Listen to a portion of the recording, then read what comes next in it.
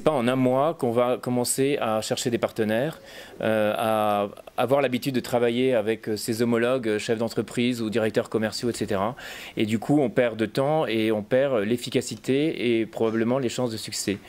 Nous, on accompagne un GIE qui s'appelle Exatrust, qui est sur la confiance numérique et la sécurité des systèmes d'information, qui regroupe 11 entreprises. Actuellement, on accompagne 7 entreprises de ces 11 entreprises. Et on voit bien qu'on est totalement en amont d'appels d'offres qui vont éventuellement sortir. Et d'ailleurs, notre rôle, c'est de leur amener des appels d'offres sur la table et des projets auxquels ils pourront répondre. Mais l'extraordinaire facteur de succès potentiel, c'est qu'ils apprennent à se connaître, ils apprennent à travailler ensemble. Nous, on est simplement là pour piloter leurs relations, piloter leur mise en relation, les aider à se structurer. Mais je vous incite à réfléchir dans votre pôle, au sein de votre pôle, à vous regrouper en monde cohérent, de manière à pouvoir répondre ensuite avantageusement à des appels d'offres que vous n'avez pas forcément en tête aujourd'hui. De toute façon, si vous l'avez en tête aujourd'hui ou s'il est publié, c'est trop tard. Enfin, c'est quasiment trop tard.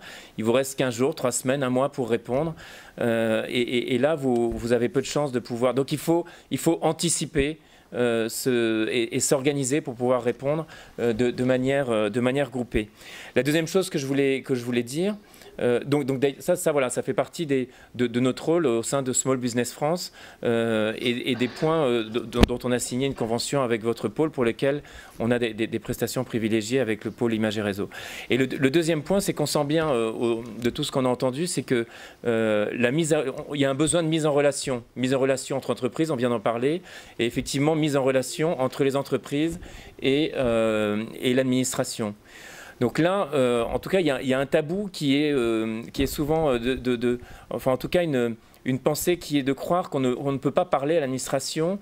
Et d'ailleurs, l'administration, qu'est-ce que c'est? Est-ce que c'est parce qu'il faut savoir qu'il y a le service bénéficiaire et puis il y a le pouvoir adjudicateur. Le service bénéficiaire qui est émetteur d'un besoin, qui est d'une spécification de besoin, et puis ensuite l'acheteur qui va rédiger l'appel d'offres. Et donc ces deux entités qui sont toutes les deux très importantes, mais qui sont à repérer et à connaître à la fois l'une et l'autre pour pouvoir se donner les chances dans l'avenir de pouvoir avoir du succès par rapport à ces administrations-là. Mais vous avez le droit de les voir, vous avez le droit de les rencontrer, et c'est pas du tout interdit comme vous pouvez éventuellement le penser. Vous avez le droit de les solliciter, c'est d'ailleurs ce que font très bien les grands groupes. Mon associé me le dit, Henri Dagrin me le dit souvent quand il était directeur des systèmes d'information de la marine. Il voyait passer dans les couloirs, les EADS, Cassidian et autres grands groupes, et puis les PME qui de temps en temps frappaient à la porte timidement, ou qui souvent ne tapaient pas à la porte parce que vous n'avez pas le temps. Et donc, il faut effectivement pouvoir se faire accompagner pour ça. On est là pour ça, on ne prétend pas être les seuls, heureusement d'ailleurs, parce qu'il y a un boulot monstre pour 200 milliards d'euros d'achat. Donc, n'hésitez pas à vous faire accompagner sur ces domaines, ou n'hésitez pas à accéder directement à ces services bénéficiaires si vous le souhaitez, si vous en avez le temps. Ce n'est pas interdit du tout. Voilà, merci.